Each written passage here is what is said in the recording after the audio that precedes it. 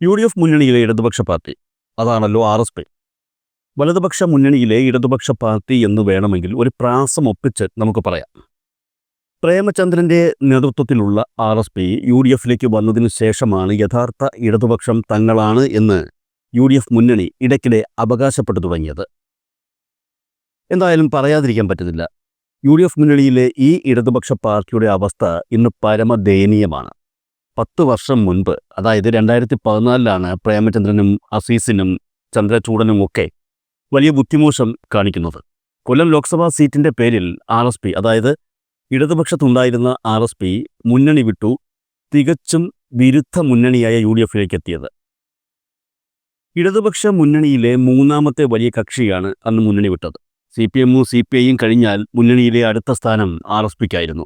ആർ.എസ്.പി. അവസാനമായി LDF-നൊപ്പം ചേർന്നു മത്സരിച്ച 2011 നിയമസഭാ തിരഞ്ഞെടുപ്പ് എടുത്തു നോക്കിയാൽ ഒരു കാര്യം നമുക്ക് വ്യക്തമാകും.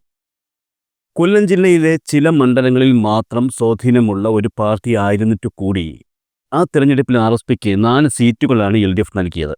2006 മുതൽ കേരളം ഭരിച്ചിരുന്ന VS അച്യുതാനന്ദൻ മന്ത്രിസഭയിൽ ജലവിഭവ വകുപ്പ് മന്ത്രിയായിരുന്ന MK പ്രേമചന്ദ്രൻ ഉൾപ്പെടെയുള്ളവർ അന്ന് ആർ.എസ്.പിക്ക് വേണ്ടി മത്സരിച്ചു. 4 മണ്ഡലങ്ങളിൽ മത്സരിച്ച ആർ.എസ്.പി. അന്ന് 2 മണ്ഡലങ്ങളിൽ വിജയിക്കുകയും ചെയ്തു. പക്ഷേ മന്ത്രിയായിരുന്നിട്ട് കൂടി MK പ്രേമചന്ദ്രൻ ചവറയിൽ തോൽപ്പിച്ചത് മറ്റാരുമല്ല, ഇന്ന് പ്രേമചന്ദ്രനൊപ്പം ആർ.എസ്.പിയിലുള്ള ഷിബു ബേബി ജോൺ തന്നെയാണ്. അസീസും കോവൂർ കുഞ്ഞുമോനും വിജയിക്കുകയും പ്രേമചന്ദ്രൻ ചവറയിൽ തോൽക്കുകയും ചെയ്തതോടെയാണ് ആർ.എസ്.പി. എന്ന പാർട്ടിയുടെ ശനിദശ ആരംഭിക്കുന്നത്. 2011 നിയമസഭാ തിരഞ്ഞെടുപ്പ് കഴിഞ്ഞ് 2 വർഷം കഴിഞ്ഞപ്പോഴാണ് ഈ കേരളീയർക്ക് ഒരു കാര്യം മനസ്സിലായത്.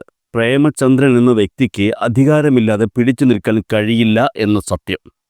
കാരണം കൊല്ലം ലോക്സഭാ സീറ്റ് തങ്ങൾക്ക് വേണമെന്നാവശ്യപ്പെട്ട് ആർ.എസ്.പി. രംഗത്തെത്തിയത് പ്രേമചന്ദ്രന് വേണ്ടിയായിരുന്നു. ആവശ്യത്തിലേറെ പരിഗണന ആർ.എസ്.പിക്ക് കൊടുത്തു എന്ന് പറഞ്ഞ് ആവശ്യം CPM നിരാകരിച്ചു. നമുക്കറിയാം, ആ ഒരു കാലഘട്ടത്തിലൊക്കെ ഉമ്മൻചാണ്ടി സർക്കാരിനെതിരെ ടെലിവിഷൻ ചർച്ചകളിലും മറ്റും വന്ന് ഏറ്റവും കൂടുതൽ വിമർശനങ്ങൾ ഉന്നയിക്കുന്ന ഒരു വ്യക്തിയായിരുന്നു പ്രേമചന്ദ്രൻ. ഇന്നത്തെ ശത്രു നാളത്തെ മിത്രം എന്നാണല്ലോ രാഷ്ട്രീയത്തിൽ ഇറങ്ങുമ്പോൾ ആദ്യം പഠിക്കുന്ന പാഠം. ഈ പാഠം പ്രാവർത്തികമാക്കി കാണിച്ചു തരികയായിരുന്നു MK പ്രേമചന്ദ്രൻ. ഇടതുപക്ഷത്തിൻ്റെ തകർച്ച എപ്പോഴും സ്വപ്നം കാണുന്ന യു.ഡി.എഫ് പ്രേമചന്ദ്രൻ്റെ നേതൃത്വം കൊടുക്കുന്ന ആർ.എസ്.പിയെ ഇടതുപക്ഷം വിടാൻ പ്രേരിപ്പിച്ചു. PMCയുടെ പേരിൽ ഇടതുപക്ഷത്ത് കലാപം ഉയർത്താൻ ശ്രമിച്ച CPI-യെ കോൺഗ്രസ് പ്രേരിപ്പിക്കുന്നതും പ്രകോപിപ്പിക്കുന്നതുമൊക്കെ നമ്മൾ കണ്ടുകൊണ്ടിരിക്കുകയാണല്ലോ. CPI ആ നീക്കങ്ങളിൽ വീഴില്ല എന്ന് ഉറപ്പാണ്. പക്ഷേ ആർ.എസ്.പി. വീണു. യു.ഡി.എഫിലേക്ക് കയറി ചെന്നാൽ പിന്നെ തങ്ങൾക്ക് ലഭിക്കുന്നത് സ്വർഗമാണെന്ന് കരുതി ഇതുവരെ ഉണ്ടായിരുന്ന എല്ലാ ബന്ധങ്ങളും അനുഭവിച്ച സുഖ സൗകര്യങ്ങളും ഒക്കെ മറന്നുകൊണ്ട് അതുവരെ ഇടതുപക്ഷത്ത് ഉണ്ടായിരുന്ന റവല്യൂഷണറി സോഷ്യലിസ്റ്റ് പാർട്ടി എന്ന ആർ.എസ്.പി. യു.ഡി.എഫിലേക്ക് പോയി. ഒരാളൊഴിച്ച്, കുന്നത്തൂർ നിയമസഭാ നിയോജക മണ്ഡലത്തിലെ MLA ആയ കോവൂർ കുഞ്ഞുമോൻ. അന്ന് കുഞ്ഞുമോൻ നിങ്ങളുടെ കൂടെ ഞാനില്ല എന്ന് ഉറപ്പിച്ചു പറഞ്ഞുകൊണ്ട് LDF-നൊപ്പം ഉറച്ചു നിന്നു. ഇന്നും അദ്ദേഹം LDF-നൊപ്പം തന്നെയുണ്ട്. അതിനുശേഷം പിന്നെ സംഭവിച്ച കാര്യങ്ങളൊക്കെ നമുക്ക് മുന്നിലുണ്ട്. അന്നു മുതൽ ഇന്ന് വരെ, അതായത് 2014 മുതൽ ഇപ്പോൾ 2025 വരെ ഒരൊറ്റ പാർലമെൻറ്റ് മെമ്പറുടെ മാത്രം ബലത്തിൽ കേരള രാഷ്ട്രീയത്തിൽ കടിച്ചു തൂങ്ങിക്കിടക്കുന്ന ഒരു പാർട്ടിയായി ആർ.എസ്.പി. മാറിയിരിക്കുന്നു.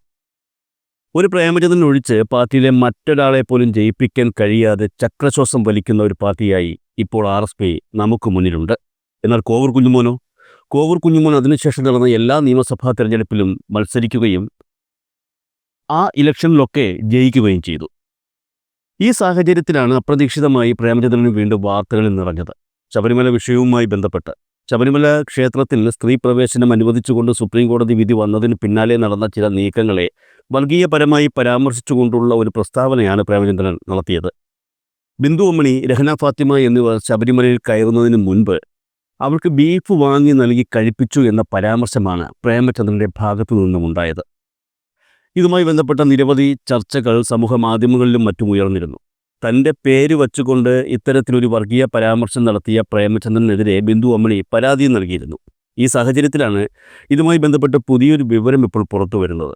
വലതുപക്ഷ മുന്നണിയിലെ ഇടതുപക്ഷ പാർട്ടി എന്നവകാശപ്പെടുന്ന ആർ.എസ്.പിയുടെ നേതാവിൻ്റെ ഭാഗത്തു നിന്നും സംഘപരിവാർ നേതാക്കളെപ്പോലും ലജ്ജിപ്പിക്കുന്ന തരത്തിൽ ഒരു പരാമർശമുണ്ടായത് ഒരു ലക്ഷ്യം മുൻനിർത്തിയായിരുന്നു എന്ന വിവരങ്ങളാണ് പുറത്തു വന്നത്.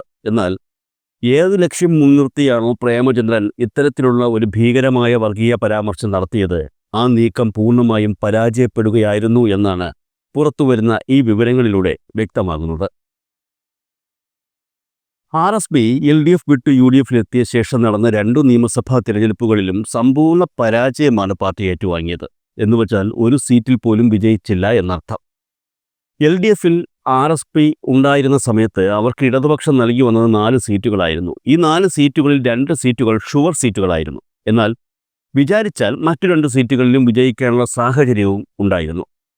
ഉദാഹരണത്തിന് 2011 നിയമസഭാ തെരഞ്ഞെടുപ്പ് നോക്കിയാൽ 4 സീറ്റുകളായിരുന്നു പ്രേമചന്ദ്രന്റെ നേതൃത്വത്തിലുള്ള RSPക്ക് ഇടതുപക്ഷം നൽകിയത്. കൊല്ലം ജില്ലയിലെ ചവറ, കുന്നത്തൂർ, ഇരവിപുരം എന്നീ മണ്ഡലങ്ങളും തിരുവനന്തപുരം ജില്ലയിലെ അരുവിക്കര നിയമസഭാ മണ്ഡലവുമായിരുന്നു RSPക്ക് അനുവദിച്ചത്. ഈ സീറ്റുകൾ തന്നെയായിരുന്നു സ്ഥിരമായി ഇടതുപക്ഷം RSPക്ക് അനുവദിച്ചുകൊണ്ടിരുന്നത്. ഈ 4 സീറ്റുകളും RSPക്ക് അനുകൂലമായ സീറ്റുകൾ തന്നെയായിരുന്നു.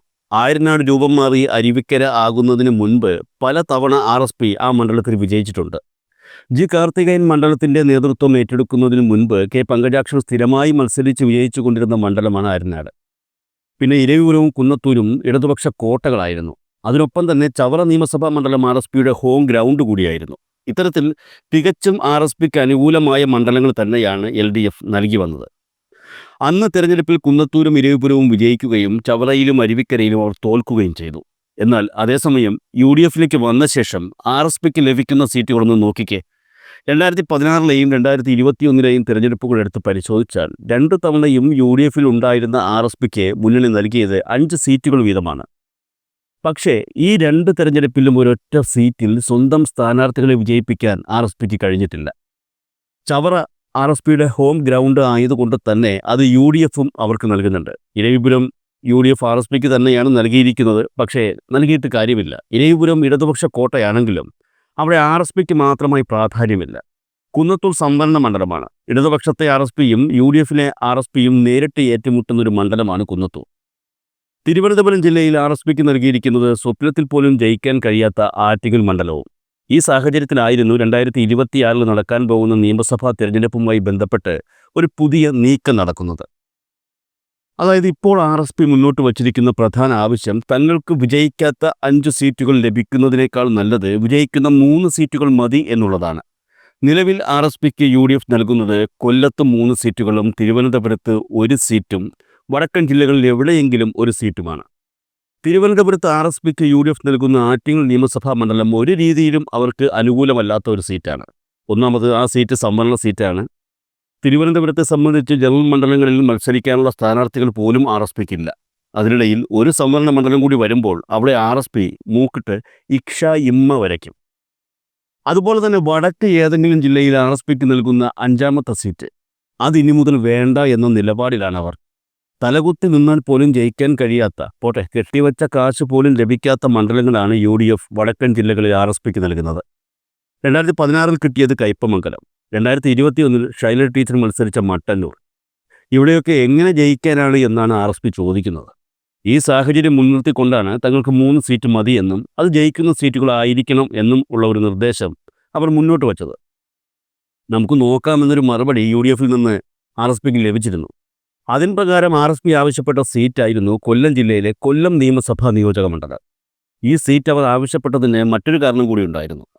കൊല്ലം ലോക്സഭാ മണ്ഡലത്തിലെ MP പ്രേമചന്ദ്രൻ ഇത്തവണ നിയമസഭാ തെരഞ്ഞെടുപ്പിൽ മത്സരിക്കണം എന്ന ആഗ്രഹത്തോടെ നിൽക്കുകയാണ്. എന്നാൽ പ്രേമചന്ദ്രൻ നിയമസഭാ തെരഞ്ഞെടുപ്പിൽ മത്സരിക്കുന്നതിനോട് RSPയിലെ മറ്റൊരു നേതാവായ ഷിബു ബേബി ജോണിന് താൽപ്പര്യമില്ല. അടുത്ത തവണ UDF അധികാരത്തിൽ വരുമെന്നും വിജയിച്ചാൽ താൻ മന്ത്രിയാകുമെന്നും ഷിബു ബേബി ജോൺ കണക്ക് കൂട്ടിയിട്ടുണ്ട്. എന്നാൽ പ്രേമചന്ദ്രൻ കൂടി നിയമസഭയിൽ മത്സരിക്കുകയാണെങ്കിൽ, രണ്ടുപേരും വിജയിക്കുകയാണെങ്കിൽ മന്ത്രിസ്ഥാനം ഷിബു ബേബി ജോണിനെ താണ്ടി പ്രേമചന്ദ്രൻ്റെ കൈകളിലേക്ക് പോകുമെന്നുള്ള കാര്യം ഉറപ്പാണ്. ഇത് മുൻകൂട്ടി കണ്ടുകൊണ്ട് തന്നെയാണ് പ്രേമചന്ദ്രൻ മത്സരിക്കേണ്ടതില്ല എന്ന് ഷിബു ബേബി ജോൺ പറയുന്നത്. എന്നാൽ ചവറയിൽ ഷിബു ബേബി ജോണും കൊല്ലത്ത് തനിക്കും മത്സരിക്കാം എന്ന കണക്കുകൂട്ടലിലാണ് പ്രേമചന്ദ്രൻ. കൊല്ലം നിയമസഭാ മണ്ഡലത്തെ സംബന്ധിച്ച് അവിടെ RSPക്ക് സ്വാധീനമുണ്ട്. മുൻകാലങ്ങളിൽ ബേബി ജോൺ ഉൾപ്പെടെയുള്ള RSP നേതാക്കൾ കൊല്ലം നിയമസഭാ മണ്ഡലത്തിൽ നിന്നും മത്സരിച്ച് വിജയിച്ചിട്ടുമുണ്ട്. ഇക്കാര്യങ്ങളെല്ലാം മുൻനിർത്തി തന്നെയാണ് പ്രേമചന്ദ്രൻ കൊല്ലം സീറ്റ് UDFിനോട് ചോദിച്ചത്. ബൂഷയെ തോൽപ്പിക്കാൻ ബൂഷയായാൽ പോരാ, ബൂഷയുടെ അച്ഛനാകണം. സിനിമയിൽ കൈതേരി സഹദേവൻ എന്ന കഥാപാത്രം പറഞ്ഞ ആ ആശയം യഥാർത്ഥത്തിൽ പ്രേമചന്ദ്രൻ ഇവിടെ പ്രാവർത്തികമാക്കുകയായിരുന്നു. UDFിനെ നയിക്കുന്ന കോൺഗ്രസിനെ കയ്യിലെടുക്കാൻ ഈ സാഹചര്യത്തിൽ ഒരു കോൺഗ്രസ്സുകാരനായാൽ പോരാ, സംഘികളെക്കാൾ വർഗീയത പറയുന്ന ഒരു കടുത്ത വർഗീയവാദിയാകണം എന്ന യാഥാർത്ഥ്യം പ്രേമചന്ദ്രന് ബോധ്യമായി. പോയാലൊരു വാക്ക്, കിട്ടിയാലൊരു സീറ്റ് എന്ന തന്ത്രത്തിന്റെ അടിസ്ഥാനത്തിലായിരുന്നു കൊല്ലം നിയമസഭാ സീറ്റിനു വേണ്ടി പ്രേമചന്ദ്രൻ ശബരിമലയിൽ പോകാനെത്തിയ രഹ്ന ഫാത്തിമയെ കൊണ്ട് ബീഫ് തീറ്റിച്ചത്. പക്ഷേ പ്രേമചന്ദ്രന്റെ ആ നീക്കം ഇപ്പോഴിതാ പരാജയപ്പെട്ടിരിക്കുന്നു എന്നാണ് പുറത്തുവന്ന വിവരങ്ങൾ നമ്മളോട് പറയുന്നത്. വിജയസാധ്യതയുള്ള 3 സീറ്റുകൾ ഇത്തവണ RSPക്ക് നൽകാമെന്നും എന്നാൽ കൊല്ലം നിയമസഭാ സീറ്റ് ഒരു കാരണവശാലും നൽകാൻ സാധിക്കില്ലെന്നും കോൺഗ്രസ് നേതൃത്വം RSPയെ അനൗദ്യോഗികമായി അറിയിക്കുകയായിരുന്നു. കൊല്ലം നിയമസഭാ സീറ്റ് ലക്ഷ്യമിട്ട് വനിതാ നേതാവ് ബിന്ദു കൃഷ്ണ അവിടെ പ്രവർത്തനങ്ങളും ആരംഭിച്ചു കഴിഞ്ഞിട്ടുണ്ട്. തിരുവനന്തപുരം ജില്ലയിലെ ആറ്റിങ്ങൽ നിയമസഭാ മണ്ഡലത്തിന് പകരമാണ് RSP കൊല്ലം സീറ്റ് ചോദിച്ചത്. എന്നാൽ കോൺഗ്രസ് ആറ്റിങ്ങലിന് പകരം നൽകാമെന്ന് പറയുന്നത് തിരുവനന്തപുരം ജില്ലയിലെ തന്നെ അരുവിക്കര മണ്ഡലമാണ്. കോൺഗ്രസ് നേതാവ് കെ ശബരിനാഥനാണ് അരുവിക്കരയിൽ മത്സരിച്ചു കൊണ്ടിരിക്കുന്നത്. ശബരിനാഥിൽ നിന്ന് മണ്ഡലം ഒഴിവാക്കിക്കൊണ്ടുള്ള ഒരു നീക്കമാണ് ഇപ്പോൾ കോൺഗ്രസ് നടത്താൻ പോകുന്നത് എന്നാണ് മനസ്സിലാക്കാൻ സാധിക്കുന്നത്.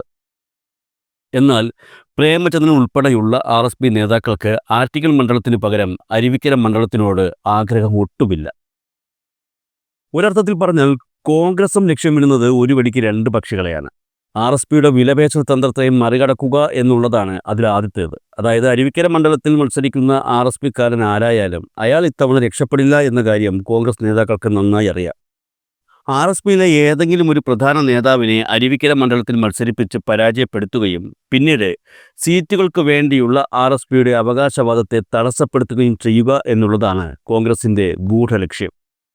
അതുപോലെ തന്നെ രണ്ടാമത്തെ കാര്യം ശബരിനാഥനുള്ള പണിയാണ്.